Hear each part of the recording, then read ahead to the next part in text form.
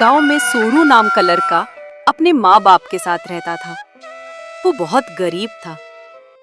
सोनू गांव के जमींदार के यहाँ काम करने जाया करता था। जमींदार उसे बहुत काम करवाता, लेकिन पैसे बहुत कम देता था।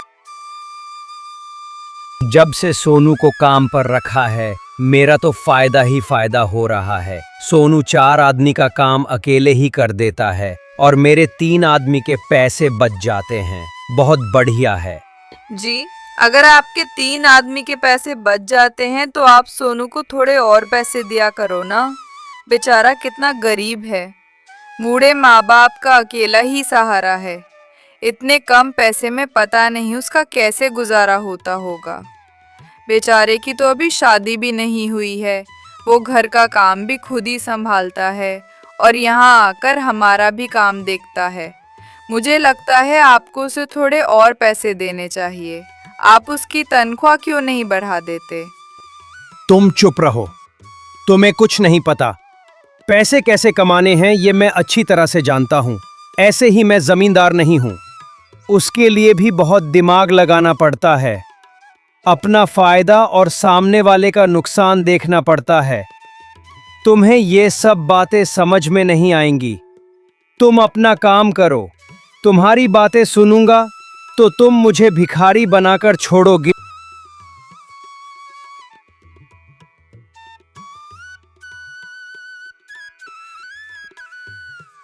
नो बेटे, आ गया तू? मैंने तुम्हारे लिए चाय बनाई है। जल्दी से हाथ मुंह धो ले और चाय पी ले, नहीं तो ठंडी हो जाएगी। माँ, आपको किसने कहा था मेरे लिए चाय बनाने को? मैं खुद बना लेता ना। मैंने आपको कितनी बार कहा है, आप घर के काम में हाथ मत लगाया कीजिए। एक तो आपकी तबीयत ठीक नहीं रहती, ऊपर से आप घर का काम करेंगी तो आपकी तबीयत और खराब हो जाएगी। आपको पता है ना, डॉक्टर ने आराम करने के लिए कहा है। मैं हूं ना माँ, मैं सब देख लूंगा। आप कुछ काम मत किया कीजिए। बेटा, तू कितना काम करेगा? दिन भर जमींदार के यहाँ काम करता है और घर का काम भी संभालता है। खाना, बर्तन, कपड़े सब तू ही तो करता है। बेटा, मैं कहाँ कुछ करती हूँ। हमें ये सब अच्छा नहीं लगता। हम तुझ पर कहीं ना कहीं बोझ बन गए हैं बेटा। माँ, ये सब आप क्या कह रही हो? आपने बचपन से मुझे पाला है। आप ही बताइए, तब क्या आप मुझे अपना बोझ समझती थी? नहीं ना? फिर आप मुझ पर बोझ कैसे बन सकती हैं? और आप मेरी इतनी फिक्र क्यों करती हो माँ? मुझे अच्छा लगता है काम करना। मैं सारे काम कर लेता हूँ, मुझे कोई दिक्कत नहीं है। आप परेशान न हो माँ। बेटा, हमारी एक बात मानेगा? हाँ, बोलो ना माँ, क्या बात है? तेरे बाबूजी और मैं चाहते हैं कि तू अभी शादी कर ले। तेरी शादी की उम्र हो चली है और तू कितने दिन घर के काम करता रहेगा? घर में बहू आएगी तो घर का काम संभाल लेगी। तेरा बोझ थोड़ा कम हो जाएगा बेटा। हमारी बात मान ले, शादी कर ले। हमें तेरे साथ साथ बहू का भी सहारा मिल जाएगा। बेटा, हमने तेरे लिए एक लड़की भी देख रखी है। बहुत अच्छी लड़की है, बहुत समझदार है। ठीक है माँ, आप दोनों की यही इच्छा है तो मैं शादी कर लेता हूँ। लेकिन माँ, शादी के लिए थोड़ा बहुत धन भी तो होना चाहिए। बेटा, तू जमींदार से क्यों नहीं मांग लेता? तू इतने दिन से उनके यहाँ काम कर रहा है। वे तेरी इतनी मदद तो ज़रूर कर लेंगे। जमींदार से थोड़े पैसे ले ले और फिर शादी के बाद काम करके चुका देना। हाँ माँ, आप शायद सही कह रही हैं। मैं कल ही जमींदार जी से बात करता हूँ।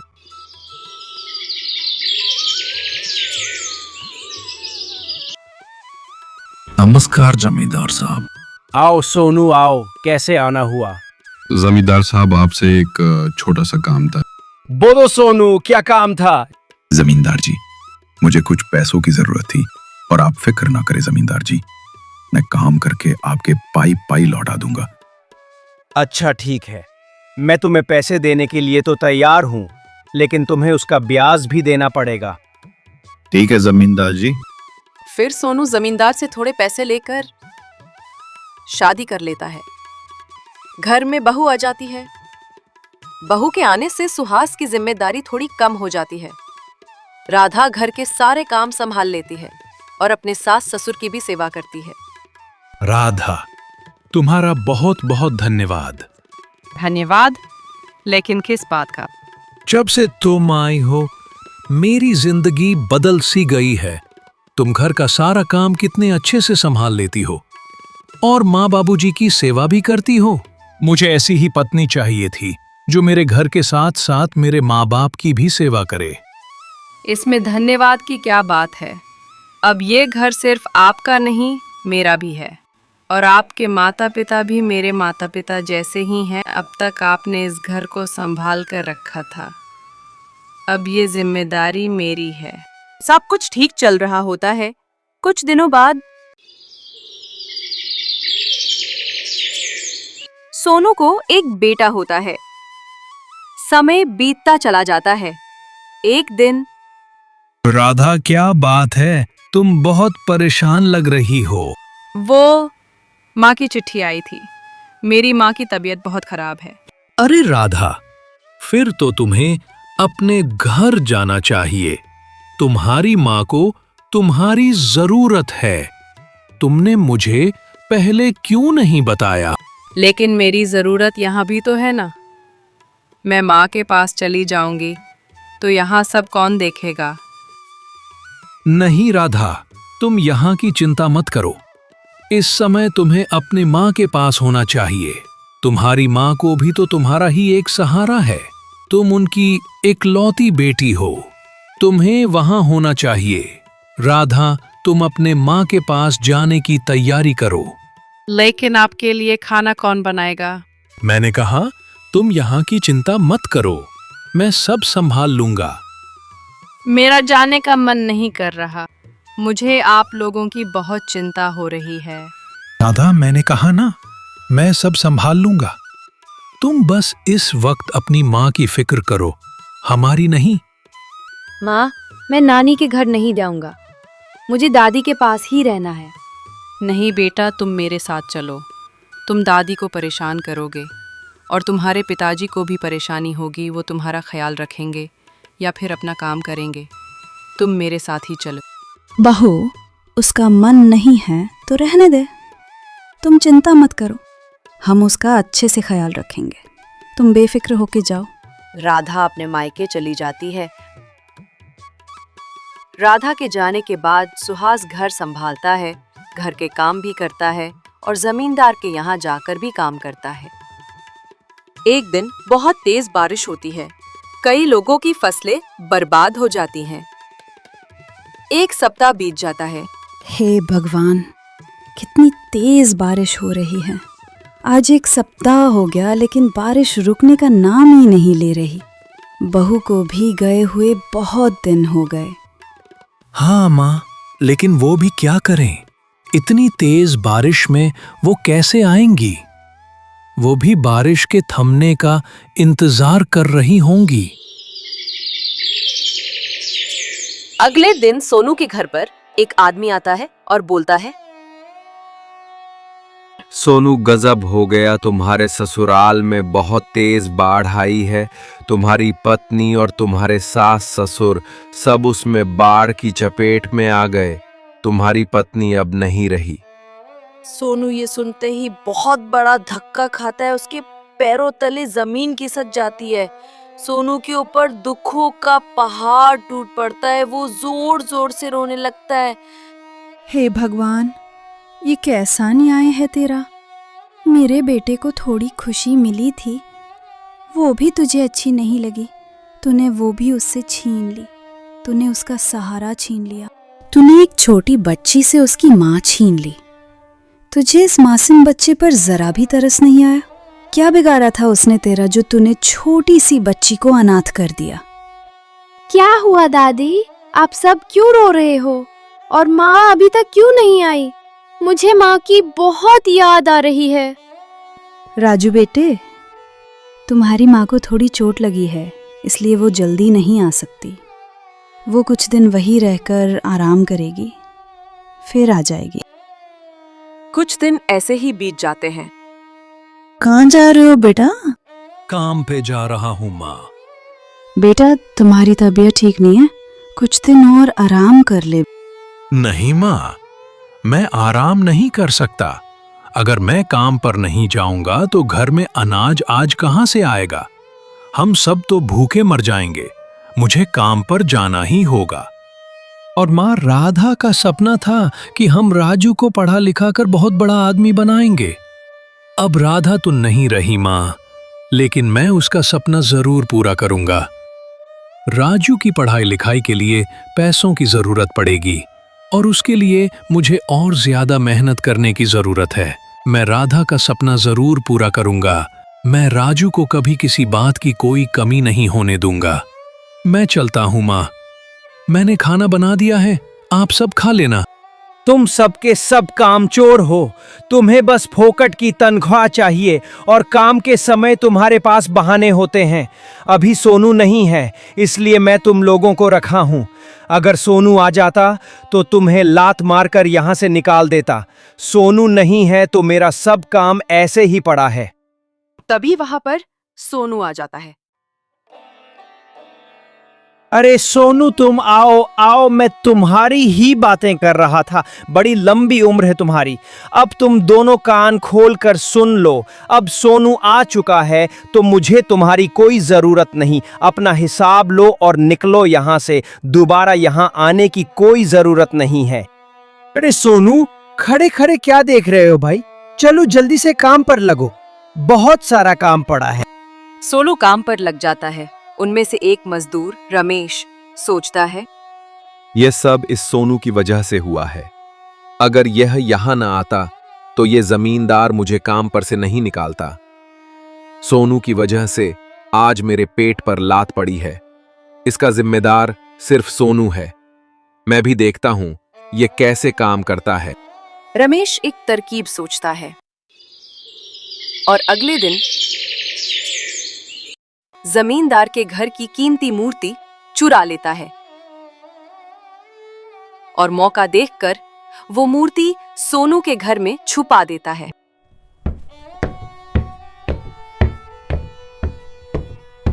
हमारे घर में जो कीमती मूर्ति थी वो घर में नहीं है। वो मूर्ति काफी कीमती थी, कहाँ जा सकती है? मुझे लगता है जरूर किसी ने चुराई होगी। किसकी इतनी हिम्मत हो गई जो हमारे घर में चोरी करेगा?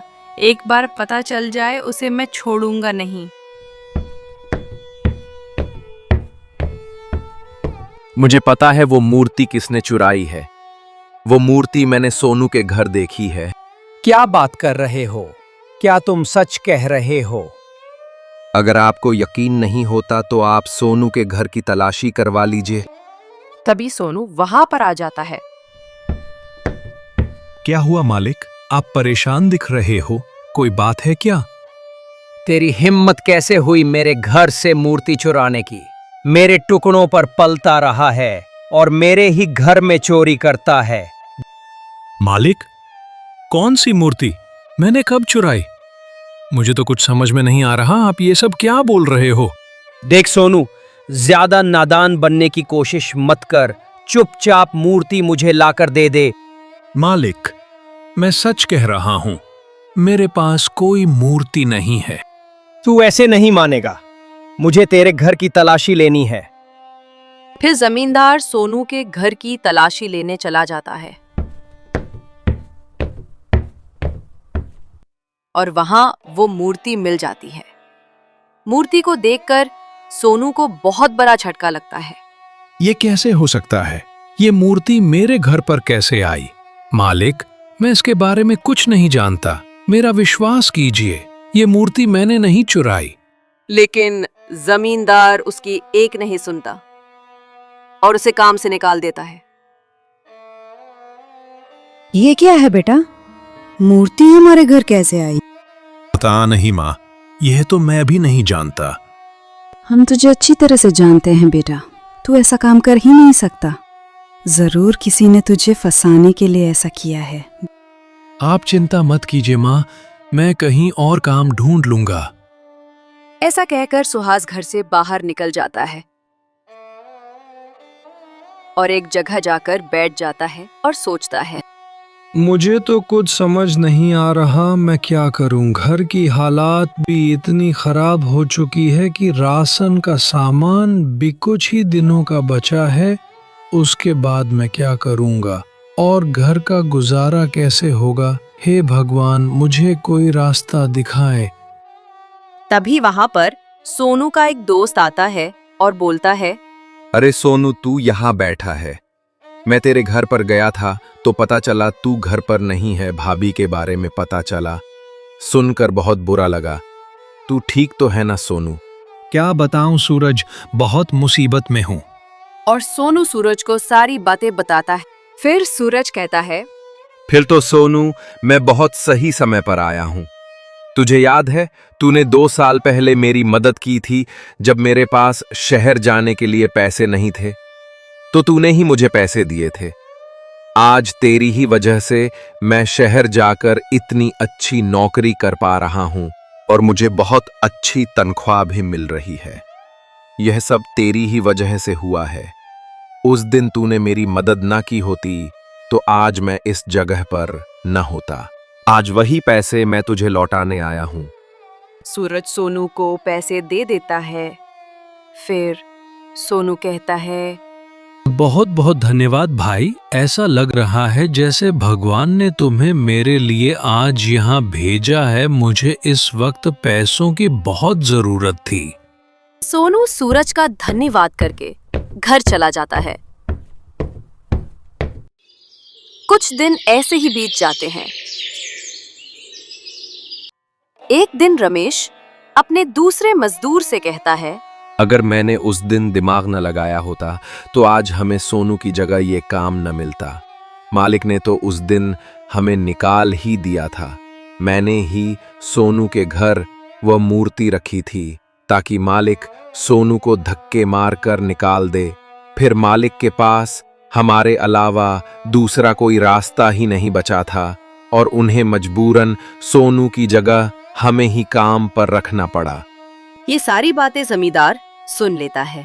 अच्छा, तो ये बात है।